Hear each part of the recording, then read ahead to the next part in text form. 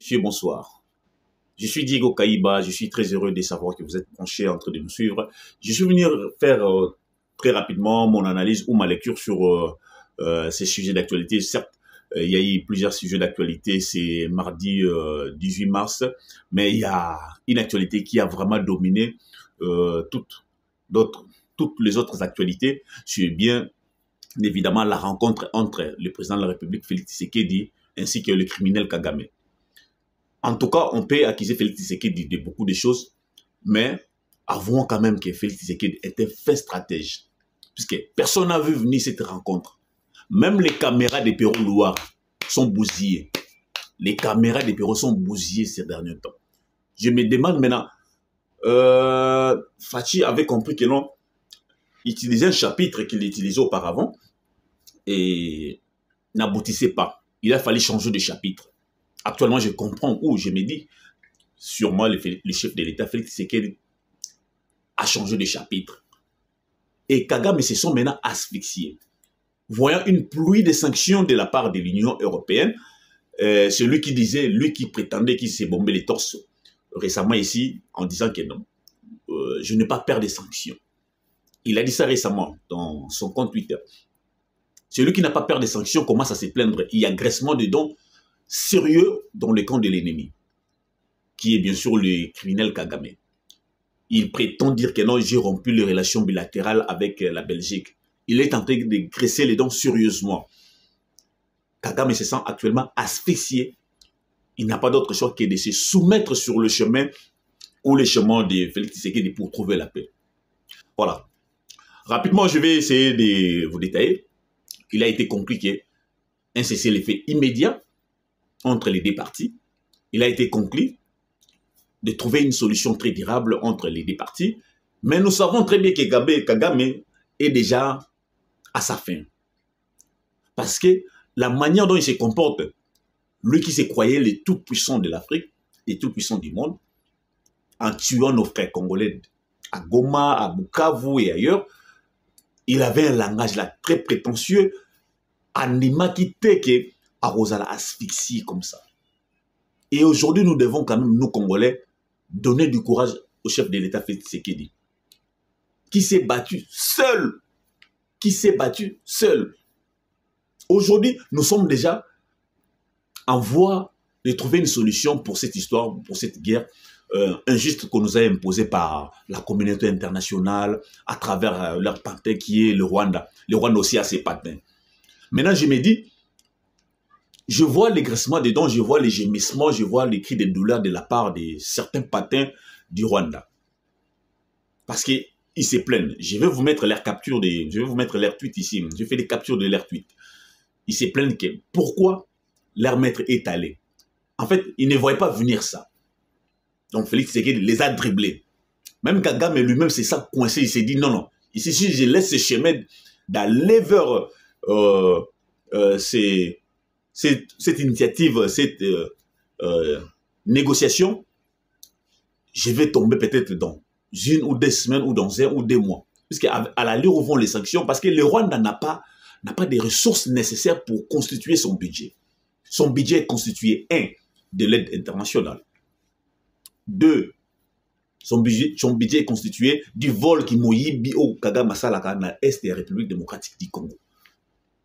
Vous imaginez que les vols que Kagame fait là constituent 50%, ça contribue à 50% de son budget. Bah, minerai dans son Ibaka, on a tout ce qu'il vend là. C'est ce qui fait que son budget soit un tout petit peu, que ça remonte un tout petit peu avec l'aide internationale, puisque lui-même n'a rien du tout pour se faire un budget quand même. Alors, 9 personnes ont été sanctionnées des jours passés. Vous voyez comment les choses vont vite. Hein? Vous voyez comment les choses vont vite. Avant 9 personnes, il y avait déjà James Kabarebe qui a été sanctionné, qui est un bras droit du criminel Kagame, qui est le serial killer africain. Il est sanctionné. Alors, on sanctionne déjà ses pions majeurs. En sanctionnant ces pions majeurs, on est en train de pousser le bouchon vers lui-même les concernés. Et les concernés, c'est qui? C'est Kagame. On commence à aller mollo pour trouver comment asphyxier ou comment neutraliser complètement ces criminels de Kagame. Aujourd'hui, il y a des jours passés, je peux dire, 9 personnes ont été sanctionnées. 4, je crois, du Rwanda et 5 du Congo, qui sont ces patins, bien sûr, qui travaillent pour le compte du M23, et une entreprise aussi qui est, je vais illustrer ça aussi, qui est une entreprise créée seulement en 2022, quand la rébellion a été réactivée. Et cette entreprise a été créée pour permettre la raffinerie d'or, pour permettre, je peux dire, l'escalade des minéraux qui proviennent du vol sur le sol congolais, et on ramène ça dans cette entreprise. Cette entreprise c'est pointe comme une revendeuse de nos minéraux. Et ça permet aussi, cela permet à l'État criminel de Kigali de renflouer ses caisses. Donc, en vrai, Kagame n'a pas de ressources où trouver, ou n'a pas de ressources qui peuvent constituer son budget. Et ils ne savent pas quoi faire. S'il arrête de voler, il sera asphyxié, la population va retourner contre lui. Mais il faut créer des stratégies. Soit il faut venir par la voie légale. Il n'a pas vu cela, il n'a pas été sage par rapport à tout cela. Le chef de l'État avait dit, tout ce que vous utilisez comme des patins, c'est marionnettes. Je ne peux pas négocier avec eux. Je préfère négocier avec leurs maîtres. Suivez d'abord, vous écoutez même l'extrait en question. Vous comprenez? Je ne peux pas négocier avec les patins. Quand ils sont en parce face que les de vous, patins ne reprennent que ce que leur ils maître vont leur a dit. répéter le message de leur maître. Le maître Alors, leur a tant dit, qu'à faire, dites ça, je préfère parler avec leur maître. devant Félix Tshisekedi. Ils ne font que répéter Et ça. quand vous avez vu, Même nous avons parlé avec ils sont leur maître. convaincus par Nous l'argumentaire sommes arrivés. Félix Tshisekedi. Ça ne sera pas le cas de se plier, de se plier ou de se soumettre. Ils vont attendre les mots d'ordre venant de Kigali. Tous ces traîtres, je ne pense pas que Kagame, pour aller à Doha, leur a informé. Ils sont plus maintenant. Et ils voient déjà comment Espoir économique s'envoler. Ils savent très bien là où ils sont que c'est déjà la fin du régime criminel de Kigali. C'est déjà aussi la fin de cette aventure criminelle appelée M23-AFC, qui associe notamment des gens comme des Kabila, des Claudel Lubaya, qui d'autre là? Cet aventurier, c'est des Jean-Jacques Mamba. Je vais vous mettre aussi ces captures. Regardez comment ils sont en train de gémir. Regardez seulement leurs réactions. Pour eux, ils pensaient qu'ils vont rouler les Congolais, qu'ils vont être plus puissants que les Congolais. Or, la méthode Tshisekedi a apporté un vent nouveau. Vous avez vu déjà le Rwanda être condamné par la communauté internationale. Vous avez vu déjà le Rwanda rompre ses relations bilatérales. Le Rwanda qui a été considéré comme les chouchous de l'Union européenne. Mais on commence à lui imposer des sanctions. Et on commence maintenant à lui dire qu'il faut arrêter, il faut faire ça. Certes, l'Hexagone, qui est la France, se bat pour protéger sa marionnette. Malheureusement, il est face à une puissance diplomatique venant de Kinshasa qui essaie un tout petit peu de les bousculer. Voilà pourquoi on essaie de les contourner petit à petit en passant par d'autres pays et jusqu'à ce qu'on va l'encercler et puis on va resserrer les taux pour que le Rwanda et pour que la France aussi arrête de soutenir aussi ces régimes criminels. Les Lono Zoloabe, Taraba réaction. Yaba, patin. Et ça va vous étonner, mesdames et messieurs. Regardez les réactions que je vais vous mettre. Je vais vous illustrer toutes les réactions des différents pantins. Parce que le Rwanda lui-même est un pantin de la France. En exécutant la mission suicidaire sur le terrain, la mission criminelle sur le terrain, il a recruté ses pantins, notamment Kabila, notamment Lubaya, et des Jean-Jacques Mamba, Corneille Nanga, Bissimo, etc. Maintenant, ces pantins-là ont encore l'air patins. Tels que ces garçons ici de Kachouva. Regardez ses réactions sur Twitter. Lui qui avait insulté récemment le président de la République. Moi qui le pensais être démocrate, moi j'estimais que non, critiquer les chefs de l'État, c'est un fait démocratique. Mais insulter, ça c'est aller au-delà. Il a commencé à insulter. Ça dit, tant qu'ils ont insulté, bon, c'est que Mouté ils avaient espoir que non, 2025, mois de mars, ils vont arriver à Kinshasa, ils vont peut-être chambouler les choses. Malheureusement, ils ont rencontré une offensive qui a troublé leur tête. Regardez comment ces Kachouva est en train de réagir. Ces garçons, vraiment, c'est accepté de vendre toute son âme pour le Rwanda. Comment on peut être traître jusqu'à ces points? Comment? Expliquez-moi. Vous faites comment pour être des traîtres comme ça? Des Franck Diongo, un autre pantin, un pantin recruté par les pantins. Ils sont nombreux, des Perrault, ils sont nombreux, des patins recrutés par des pantins. Et vous n'allez pas vous en sortir, soyez-en sûrs.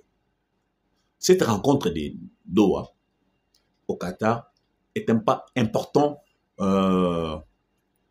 vers une solution durable ou une paix durable. Parce que je me dis aussi, je ne savais pas que Macron pouvait échouer jusqu'à ce point. En tout cas, nous devons féliciter ces gars des Qatar parce que toutes les organisations africaines, l'Union africaine, SADC, EAC, etc.,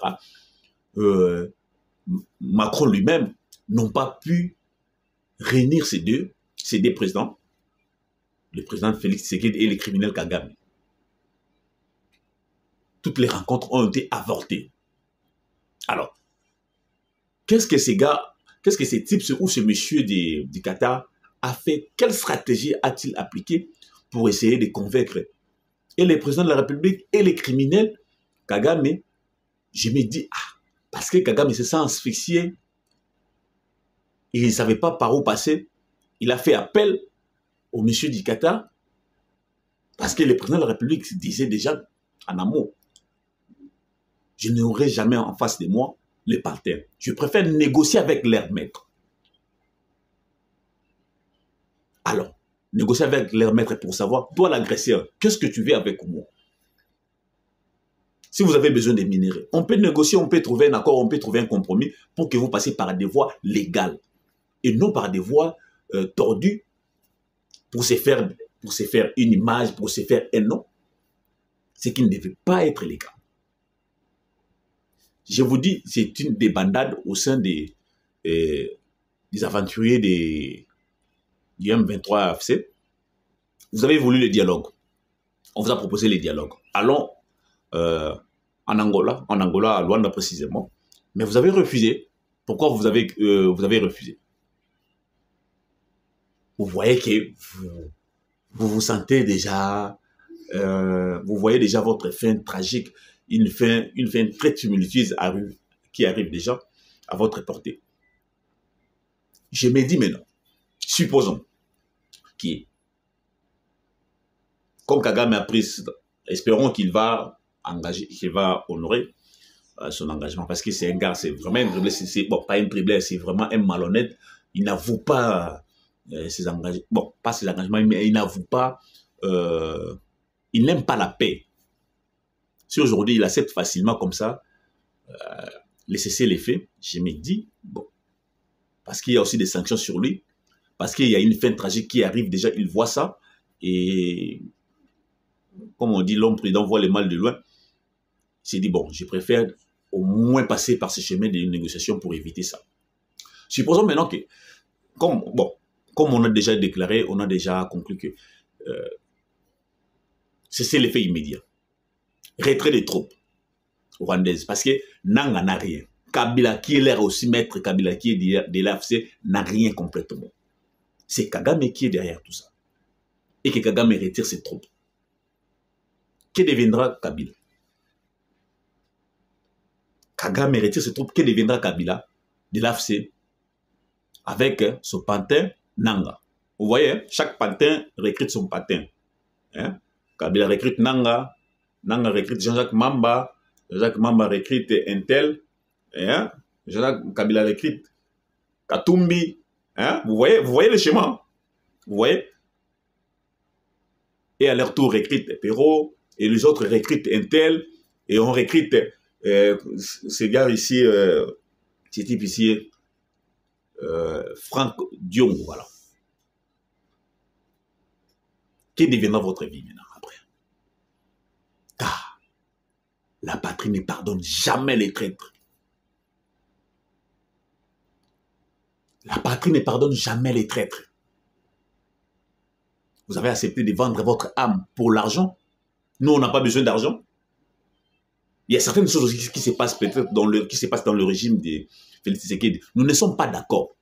Mais cela ne nous crée pas une piste où on peut aller se rebeller contre les pays. Ça, c'est une haute trahison. Nombreux étaient sûrs de cette histoire. Bécholé, notamment les cardinals Ambon, ils étaient sûrs au point de dire que non, on est en train de faire ces démarches pour essayer de... pour celui qui viendra après Félix Tshisekedi. Parce qu'ils voyaient déjà que non, c'est fini pour Félix Tshisekedi. Et ils en étaient contents. Ils en étaient vraiment contents, ils en étaient d'accord. Malheureusement, Dieu leur a surpris, Dieu leur a confondu. J'ai toujours dit, aussi longtemps, en 1960, personne n'a réussi à balkaniser ces pays. C'est fini. Il n'y aura aucune balkanisation dans ces pays. Il n'y aura aucune balkanisation dans ce pays. Peu importe le complot. Parce que c'est Dieu qui domine ça. Parce que c'est Dieu qui nous a donné toutes ces richesses. Si on veut nous créer cette balkanisation, c'est parce que nos terres et nos sous-sols regorgent autant de richesses. Et personne ne sera en mesure de nous ravir cette terre ou de nous balkaniser ou de balkaniser les Congos. Parce que le Congo restera un et indivisible. Regardez les réactions sur Twitter. Et je suis même offusqué de voir cette dame. Je peux dire, bon, je ne sais pas s'il faudrait dire proche des caméras ou une dame camériste de l'INC. Une grosse déception pour beaucoup de gens. Moi, j'ai bâti campagne pour Vital Kamerhe pour qu'il revienne là. Mais à la lire au vent les choses, la manière dont les gens de l'INC se comportent contre les pays, ça nous pousse aussi à vous regarder des fois. Regardez les écrits de cette dame. La manière dont elle se comporte. Elle est devenue communicatrice de l'AFC. Communicatrice de tous ces gens qui complotent contre le pays. Mais elle est avec l'UNC. Les gens de l'UNC, les autorités de l'UNC ne les voient pas. Sauf moi, moi, Tindika, plan Tindika, abatami qui met ensemble. Pendant toute cette période, on n'avait pas communiqué en faveur de la République. Mais on a constaté seulement que la manière et la vitesse dont cette dame... Elles sont au moins 4 à 5 ou 6 comme ça que j'ai détecté. Elle communiquait pour le Rwanda, pour Nanga. J'ai dit, mais pourtant, l'honorable Vital Kamerhe est un allié de Félix Tshisekedi.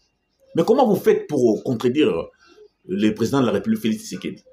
Aussi longtemps, l'honorable Vital Kamerhe est avec vous, est avec le président Félix Tshisekedi. Double jeu. Ça, moi, je dénonce, je ne suis pas d'accord. Je l'ai toujours dit, la manière dont les gens de l'INC se comportent, le chef de l'État, après cette histoire, il faut examiner ça. C'est très important. J'ai dit c'est très important. Parce que moi, j'ai bâti campagne pour Kamerhe. Mais la manière dont les gens de l'INC se comportent, Billy Kambale est là. Il voit pourquoi il dit mot. Parce que c'est lui qui ne dit mot consent. On vous observe, hein? Regardez ces tweets. Il y en a plusieurs, hein? Il y en a plusieurs. Ils s'attendaient que Félix Tshisekedi tombe pour qu'on donne raison, pour qu'on leur donne raison. Ce double jeu-là, il faut arrêter ça. Je reviens maintenant à celui-ci, l'autre ici de PPRD, Ferdinand Kambere, qui dit on devait aussi mettre Joseph Kabila là-bas. Ah bon? Dans cette rencontre entre les deux chefs de l'État, on devait mettre aussi un ex-président de la République. Parce qu'il a dit parce qu'on l'accuse. Oh, donc c'est que vous vous reconnaissez dans cette histoire. Quand vous dites que Kabila, on devait l'inviter. Donc vous vous reconnaissez dans cette histoire. Alors, que devons-nous faire? Nous estimons que ce que nous pouvons faire actuellement, c'est encourager ces processus, c'est encourager le chef de l'État, de multiplier encore des stratégies. Moi, j'ai aimé ce que Vital Kamerhe, l'honorable Vital Kamerhe a dit récemment, que la sagesse de Dieu puisse conduire les chefs de l'État. Que la sagesse de Dieu puisse orienter les chefs de l'État pour que le Congo puisse s'en sortir de cette crise. Il y aura un après cela. Retenez ça très bien. Il y aura un après cela. Parce que ceux qui attendent que les pouvoirs soient renversés, non, il n'y aura plus cela. Il n'y aura plus ça dans ces pays. Attendons la logique, attendons. Il y a les cycles déjà préétablis par la Constitution. Si vous voulez avoir le pouvoir, passez par la voie normale. Alors, ça c'est un pas très important. Et j'ai dit, courage au chef de l'État, tu as mis fin au règne de Kagame. Kagame aujourd'hui est par terre, il se sent asphyxié. Il ne sait plus où aller, il ne sait plus qui contacter, il ne sait plus qui se cacher derrière lui parce que tu l'as complètement démasqué. Kagame aujourd'hui, son pays est blacklisté. Ces gens commencent à être blacklistés par l'Union européenne, par les pays comme Bruxelles, Angleterre, etc. Même les USA commencent à dénoncer l'Angleterre, commencent à dénoncer, s'il vous plaît, le Rwanda. Ça, c'est un pas très important. Nous devons reconnaître ça aussi. Admettons que le chef de l'État, c'est un fin diplomate, un fin stratège. Parce que personne ne voyait Félix Tshisekedi dominer Kagame sur le plan diplomatique jusqu'à ce point. Parce que l'infiltration a été énorme. L'infiltration a été énorme. Si on avait commis cette erreur encore monumentale de brasser, mixer l'armée comme avait fait Kabila, ça allait être fini, ce cycle allait s'installer éternellement. Bravo chef de l'État, courage à vous. Et vous qui travaillez pour le Rwanda, on vous connaît déjà. L'avantage avec cette guerre, c'est qu'elle nous a aidés à comprendre qui est avec nous et qui est contre nous. On sait déjà qui travaille pour le chef de l'État, qui travaille pour la République, qui travaille pour le peuple. Et on sait qui est avec nous par semblant. Mais en réalité, que vous soyez de l'Union sacrée, que vous soyez de l'opposition ou de la société civile. Ah, non, même c'est une cause, je ne m'attendais pas qu'il pouvait y avoir des choses comme ça. Jamais ils n'ont condamné l'agression rwandaise. Jamais alors jamais. Jamais ils n'ont condamné Kagame. Regardez leurs photos en allant chez le chef de l'État Félix Tshisekedi. Hein? Combien leur visage, hein? Et puis, ils peuvent panter, et puis ils peuvent avoir tout est communication. Ça, c'est déjà un pas important.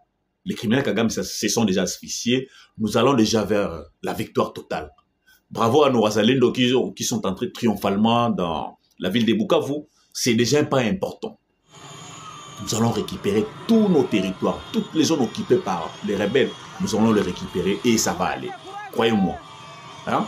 Croyez-moi, nous allons vous revenir plus tard. On va continuer, comme on a activé cette série d'analyses, chaque jour, on va vous faire une analyse selon les sujets d'actualité et on va être là pour essayer d'analyser et pourquoi pas prochainement se lancer dans les différents directs pour essayer bien de vous en parler. Restez branchés sur Africa Base, je suis Diego Kaïba, on se voit très prochainement. Sachez que le Congo restera un et indivisible. Hein? Sachez que le Congo restera un et indivisible. Ceux qui collaborent avec l'ennemi. Hein? Au monde de ceux qui est eu, pour ceux qui non. Vous qui pensez que le pouvoir allait être renversé. Vous savez ce que ça fait? Renverser le pouvoir. Combien ça fait reculer le pays? Ce n'est pas les pouvoirs pris par force. C'est un pouvoir constitutionnellement établi. La Constitution a établi ses pouvoirs. Comment vous voulez combattre ça par les armes? Parce que vous êtes frustré. Vous savez combien vous avez frustré les gens? Est-ce que quelqu'un comme Kabila peut se permettre de critiquer encore les gens au regard de sa gestion, au regard de ses crimes? Ah non. Non. Félicitons le chef de l'État. Et j'ai dit félicitations à Madame Thérèse Kayikwamba parce que cette dame, non. Une union qui a su écraser les criminels Kagame au niveau du Conseil de sécurité des Nations Unies sans effusion de sang.